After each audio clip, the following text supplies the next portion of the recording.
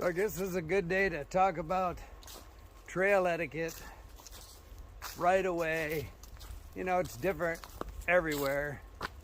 I just had some mountain bikers pass me, and basically they have to yield to me, even though they can legally be on this trail. But I yield to horse traffic, pack horses, bicyclists yield to me, but I yield to everybody.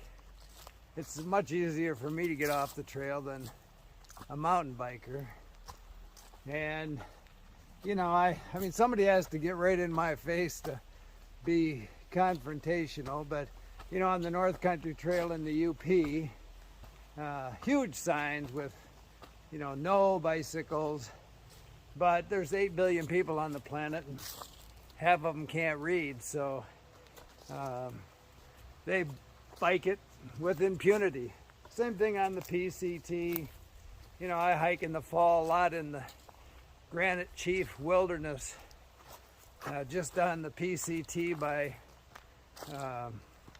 Tahoe, Squaw Valley, and huge signs, no biking, but mountain bikes on it all the time.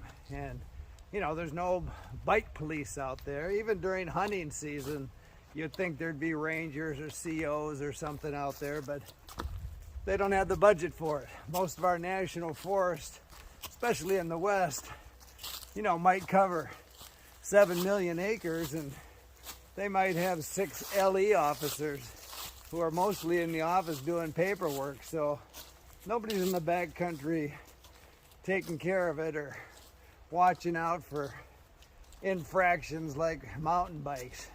On the Arizona Trail, now this last year, I noticed lots of signs. You know, that you can bike on the Arizona Trail. There's a big bike race every year, that 800 miles. But now the problem is everybody's getting an electric bike. So like the PCT in Southern California, you'll see people on, you know, motocross bikes on the trail. In Arizona, you're starting to see mountain bikes with motors, and even though it's posted, you're not gonna stop anybody.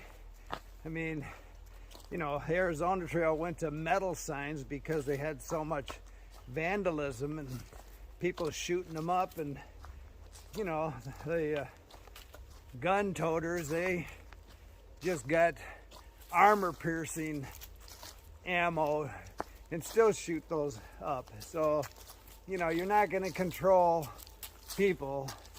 You just got to do your thing. There's no sense getting in a fight over who gets to use a backcountry trail. I yield to everybody, talk to a lot of people, talk to a lot of mountain bikers that are illegally hiking, they're riding on my hiking trail, and they're actually apologetic. Not because they're not going to do it again, just because they got caught. And I didn't even say anything to them. So anyway, a lot of hikers are mountain bikers. We all have to share the trail, so just be kind, try and share what we have. But mountain bikes on the Arizona Trail, I notice, is starting to turn it into a ditch in a lot of places. Here in this sandy forest, the other problem is mountain bikers want a challenge, so they make their own trails going every which way. In Arizona last year, I was gonna hike the Maricopa County Trail, I think it's called. It does a big circle around Phoenix. And 2 reasons I didn't do it. I started it, but I thought, first of all, I'm breathing a lot of bad air from this valley that circles, you know, this huge population base. And number 2, I couldn't find the trail, even though it's marked. There is a million mountain bike trails, spider webbing that whole desert out there. There's no way you could really tell where that trail went. It's just crazy. But you know, you're close to a huge urban area where there's a million mountain bikes, and so after work on the weekends, it's just a huge pastime, and the trail systems are just getting crazy. Keep smiling.